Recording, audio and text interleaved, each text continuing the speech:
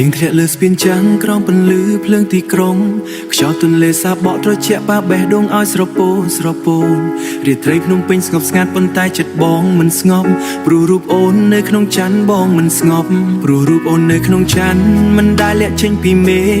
តាមដងទិលេមេគង់បងដើរតាមស្រមោលអដកាសូមមុតលោកខ្យល់រំភើបដោយសំឡេងអូនហៅពីឆ្ងាយដោយផ្កាឈូកបងនៅរងចាំស្នេហ៍ដែលមិនទាន់ត្រឡប់ទឹកភ្លៀងក៏មានពន្លឺបើអូននៅឆ្ងាយពីបងក្តីស្រឡាញ់នៅតែភ្លឺអូនឮទេសំឡេងភ្លៀងយប់នេះវាគឺបេះដូងបងហូរដោយទន្លេអូនឮទេសំឡេងភ្លៀងយប់នេះវាគឺបេះដូងបងហូរដោយទន្លេរងចាំអូនដូចចិនរងចាំមេបើខ្យល់នាំអូនត្រឡប់មកវិញបងនឹងคล้ายជាពន្លឺមិនរលាយស្នេហ៍បងមិនដូចភ្លៀងជ្រុះលើដីវាដូចទន្លេហូររហូតអងជីវិតភ្លៀងឈប់ហើយតែដីនៅសើមដូចចិត្តបងនៅពោពេញអនុស្សាវរីយ៍រកផ្លូវដែលធ្លាប់ដើរជាមួយអូននៅមានស្រមោលយើងឈរនៅទីនោះនៅមានស្រមោលដើរជាមួយអូននៅមានស្រមោលយើងឈរនៅទីនោះ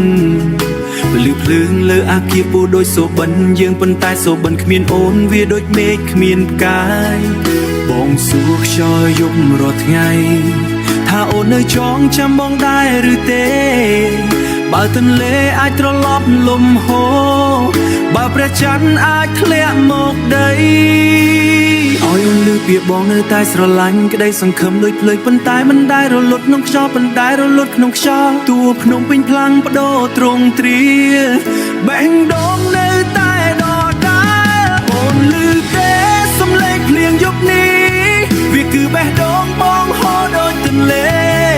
រងចាំអូនដូចចិនរងចាំមេឃមិនថាយប់វែងប៉ុន្មានក៏មិនចាស់ស្នេហ៍បើថ្ងៃណាអូនវិលត្រឡប់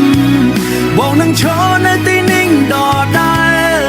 ដូចការឈូករងចាំព្រះអាទិត្យដូចទន្លេរងចាំសមុទ្រស្នេហ៍បងមិនដែលបោះបង់អូនភ្លៀងឈុំហើយតែច័ន្ទនៅលើមេឃ